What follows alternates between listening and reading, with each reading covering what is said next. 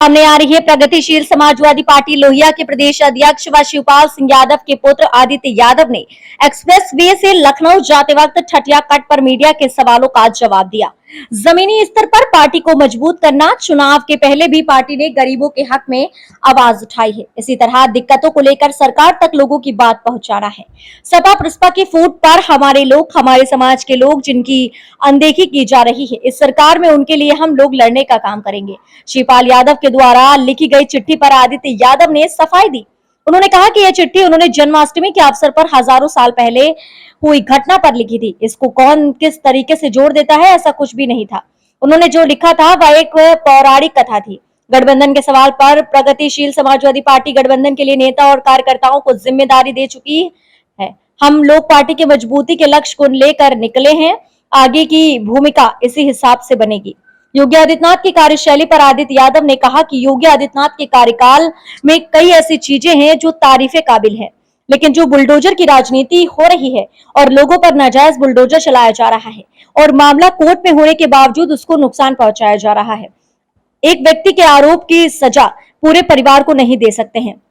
आदित्य जी, आज आप लखनऊ के लिए जा रहे हैं, प्रदेश अध्यक्ष बनाए गए थे, क्या आगे की रणनीति है? देखिए, प्रगतिशील समाजवादी पार्टी और हमारे राष्ट्रीय अध्यक्ष माननीय शिवपाल सिंह जी द्वारा मुझे जो प्रदेश अध्यक्ष की जिम्मेदारी दी गई है और आज प्रथम बार हमारा लखनऊ के हमारे प्रदेश कार्यालय में हम जा रहे हैं, तो निश्चित ही पार्टी को मजबूत करना, संगठन के स्तर पर, ज़मीनी स्तर पर पार्टी को मजबूत करना, संगठन को खड़ा करना। जिस तरीके से प्रगतिशील समाजवादी पार्टी ने पूर्व में चुनाव से पहले भी गरीबों की आवाज़ उठाई है, उसी तरीके से हम लोग पूरा प्रयास करेंगे कि आने वाले समय में जो दिक्कतें हैं उत्तर प्रदेश में जनता में और जिस तरीके से सरकार पूरी तरीके से नकारा है, उनको देखते हुए सरकार तक जन की बात पहुंचाने का काम करेंगे। देखिए, 2024 का चुनाव भी नज़दीक है, लेकिन अखिलेश यादव भी एक बड़ी समस्या है आप लोगों के लिए, और जो आपसी कलह चल रही है, तो इसका क्या फ़ायदा बीजेपी को होगा?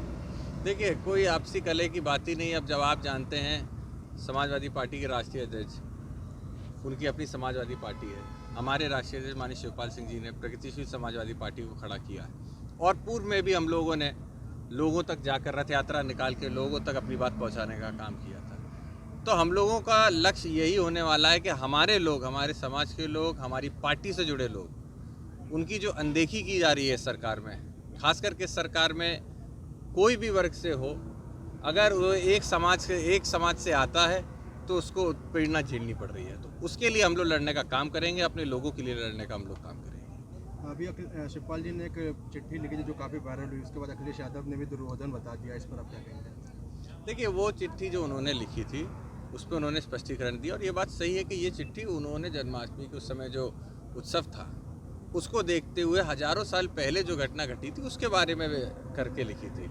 अब इसको कौन किस तरीके से जोड़ लेता है, कौन क्या उस पर किसके बारे में तंज कसता है, ऐसा कुछ भी नहीं था। उन्होंने जो बात लिखी थी वो एक जो पौराणिक कथा थी उसको लेते हुए लिखी थी। 2024 के चुनाव में बसपा किसके साथ गठबंधन करेगी? बड़े दल के साथ? बसपा गठबंधन के लिए अपने नेता और अपनी कमेटी को पूरी तरीके से सारी जिम्मेदारियां दे चुकी है।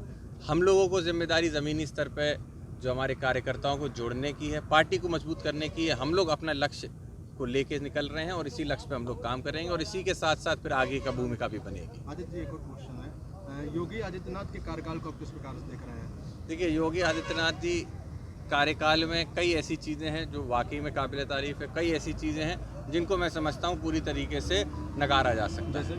तो इसीलिए मैं ये कह सकता हूँ कि ये नहीं कहा जा सकता कि सरकार ने कुछ नहीं किया है, लेकिन जिस तरीके से, अच्छा अब आप ही देख लीजिए जिस तरीके बनेगी। आदित्य जी, एक और क्वेश्चन है, योगी आदित्यनाथ के कार्यकाल को आप किस प्रकार से देख रहे हैं? देखिए, योगी आदित्यनाथ जी कार्यकाल में कई ऐसी चीज़ें हैं जो वाकई में काबिल तारीफ़ है, कई ऐसी चीज़ें हैं जिनको मैं समझता हूँ पूरी तरीके से नकारा जा सकता है। तो इसीलिए मैं ये कह सकता हूँ कि ये नहीं कहा जा सकता कि सरकार ने कुछ नहीं किया है, लेकिन जिस तरीके से, अच्छा अब आप ही देख लीजिए जिस तरीके से बुलडोज़र की राजनीति हो रही है, जिस तरीके से लोगों के ऊपर नाजायज़ तरीके से जब तक कोर्ट में केस है उसके बावजूद जजमेंट ना आने से पहले उनकी संपत्ति को इस तरीके से उनको नुकसान पहुंचाया जा रहा है। एक व्यक्ति के ऊपर अगर आरोप लगा है तो आप उसके पूरे परिवार को सज़ा नहीं दे सकते।